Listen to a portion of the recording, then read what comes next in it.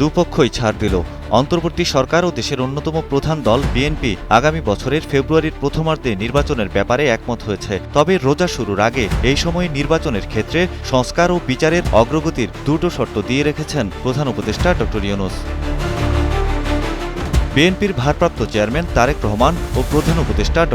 ইউনূসের এমন বৈঠক ও সমঝোতাকে বাঁকা চোখে দেখছে জামায়াত ও এনসিপি সহ অন্য বেশ কয়েকটি দল।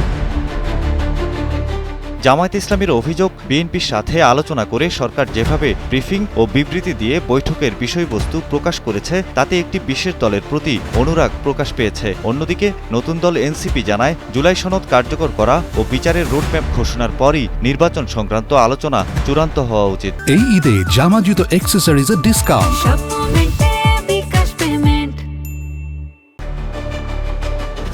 বিপ্লবী ওয়ার্কার্স পার্টির সাধারণ সম্পাদক সাইফুল হক বলেছেন, পর্দার আড়ালে এমন কিছু নেগোসিয়েশন হয়েছে যাতে বিএনপিকে কিছু ছাড় দিতে হয়েছে।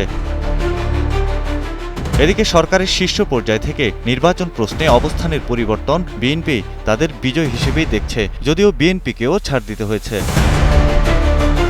বিএনপি নেতারা বলছেন, এনসিপির যে শক্তি তাতে তারা ফেব্রুয়ারিতে নির্বাচনের ক্ষেত্রে কোনো বাধা সৃষ্টি করতে পারবে না। আর জামায়াত তো ফেব্রুয়ারিতেই নির্বাচন চেয়েছিল। বিএনপির স্থায়ী কমিটির সদস্য সালাউদ্দিন আহমদ বলেন, লন্ডন বৈঠকের পর নির্বাচনের সময়সীমা নিয়ে যে ঘোষণা তা জামায়াতের আমিরের দৃষ্টিভঙ্গির সঙ্গে সামঞ্জস্যপূর্ণ। এটা কোনো দলের প্রতি বিশেষ অনুরাগ প্রকাশ নয়। এর আগে নির্বাচনের সময় নিয়ে বিএনপির সঙ্গে সরকারের সম্পর্কে টানাপোড়েন বাড়ছিল। ফলে সরকারের সহযোগীদের মধ্যে সবচেয়ে বড় রাজনৈতিক শক্তির অসহযোগিতার প্রশ্ন সরকারের উপর চাপ তৈরি করছিল। সেই চাপের মুখে নির্বাচনে দেরি করার পথে হাঁটা সরকারের পক্ষে সম্ভব ছিল না। এখন এপ্রিল থেকে সরে আসার পেছনে ওই পরিস্থিতি সরকার অনুধাবন করছে বলে রাজনৈতিক বিশ্লেষকদের অনেকেই মনে করছেন। সৈয়দ মাহমুদ, কালের কণ্ঠ।